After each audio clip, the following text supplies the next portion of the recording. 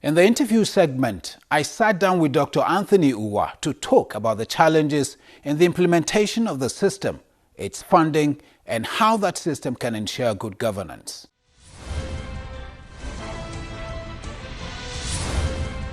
Dr. Anthony Uwa, thank you for joining us on Dateline. Thank you very much. Now, there is no denying the fact that appropriate and sufficient gathering and sharing of data is very key to national development. Yes. Tell me about BRICIN, which is an acronym for Basic Registry and Information System in Nigeria. What is this all about? Well, you said it all. Basic Registry and Information System is an integrated data and information infrastructure. I mean infrastructure in the sense that it's not only about data, it's the application of data, the use of data, and the ultimate result of data. And when you talk of data, mostly BRICIN, you talk of data governance. There's no way you can govern data without integrated data. So we talk of this very simple data on every aspect of the economy. Collected, integrated for planning for every economic activity.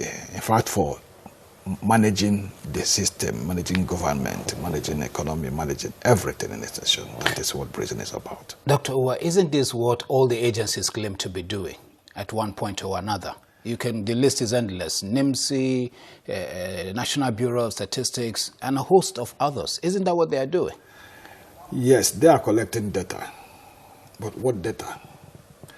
Let's start from National Bureau of Statistics. They are not data collectors. They are only data analysts for economic use.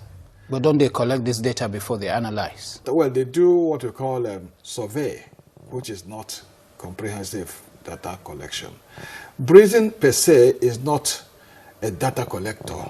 BRICIN is building the infrastructure for correct, when I mean not collecting data, for correct data collection, repository, mining and application.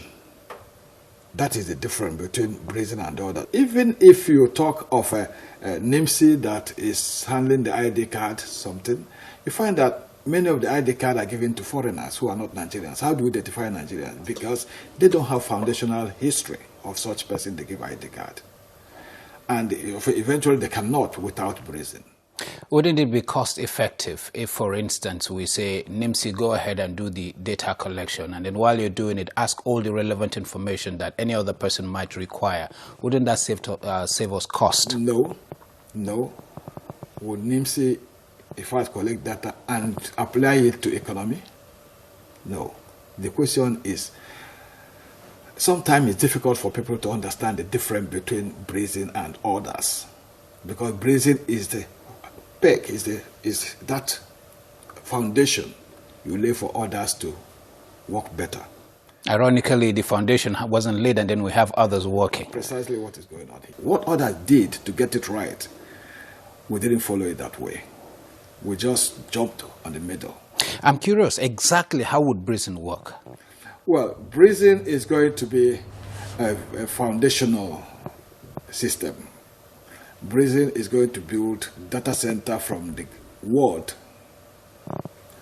All the data at the world level, call it economic, call it social, call it agri, call it anything, will be fed at the BRICIN center at the world level. That will be networked to the local government center, networked to the state, networked to the federal. So even if you are in Degeman, and so you see somebody from Sokoto, and they say, yes, I'm from, so my name is John, or my name is Abdul, it won't take anything to know who he is and where he comes from, because his father, his mother will have a history, and he will have sent where he came from. So that gives you a clear picture of part of BRICIN functionalities.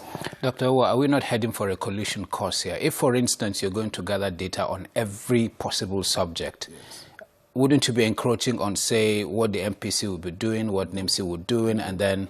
No, you are building the infrastructure for MPC to work better, because today they keep maybe try for 10 years. But when BRICIN comes in, they'll be functioning every day. The same thing to NIMSI, the same thing to MBS. In fact, MBS is head of the technical team of Brazen.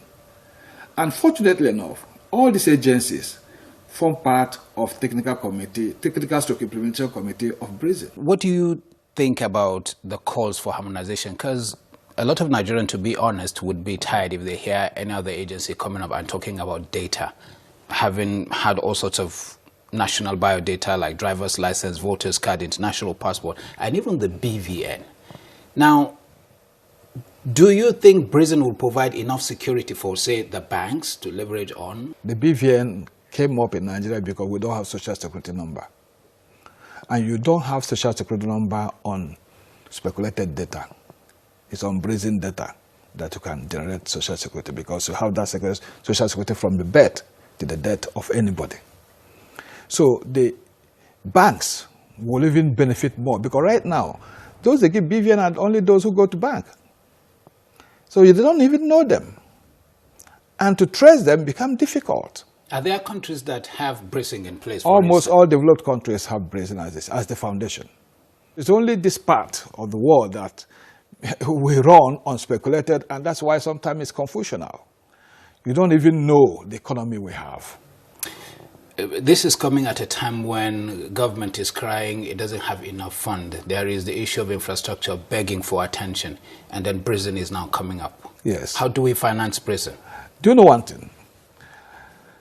Government crying they don't have funding in a country like Nigeria with a huge, large population is funny, because countries base their economy mostly on consumption. And why do they base that on consumption? Because that is where people pay VAT. And because you don't have instruments of monitoring your VAT and monitoring your economy, it becomes difficult to generate internally generated revenue. So that is what Brazen is coming to do. Let's assume Nigeria spends 60 billion in Brazen implementation in Nigeria. Within the first year... That's a huge sum. I'm just saying, within the first year, I want to frighten people, within the first year of complete implementation of Brazen, Nigeria will realize 3 times, if not in trillions, that amount. Because Nigeria will know what is their economy, who produces what, who sells what, how much are they paying as VAT. So if you don't have the instrument to do this, how do you manage the economy? You see, when you talk of data governance, that is what we mean by data governance. Let's quickly look at how Brazen will now function alongside all these other agencies of government that are also into data collection and perhaps management. How would it work? Good. Fortunately enough, federal government has inaugurated 2 committees. One is steering committee made up of 30 MDS, because each one derive benefit from Brazen. Second, they inaugurated technical stroke implementation committee, because this covers specific areas of social vices in Nigeria. And when I talk social vices, you talk of security, which is number 1 today in Nigeria. We have Ministry of Defense, Interior, and NSA as technical committee member of Brazen.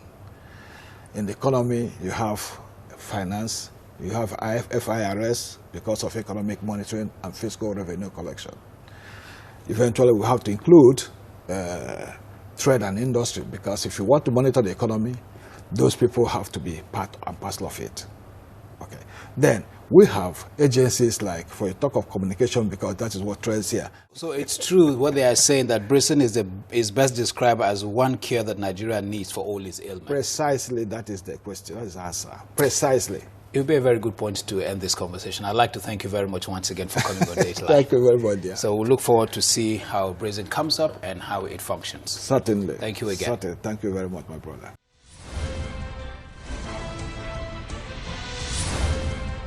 Well, this is the point where we wrap up on the program. I'd like to thank you for staying with us. You can be part of the program by sending your views and comments using the email address and Twitter handles on your screen.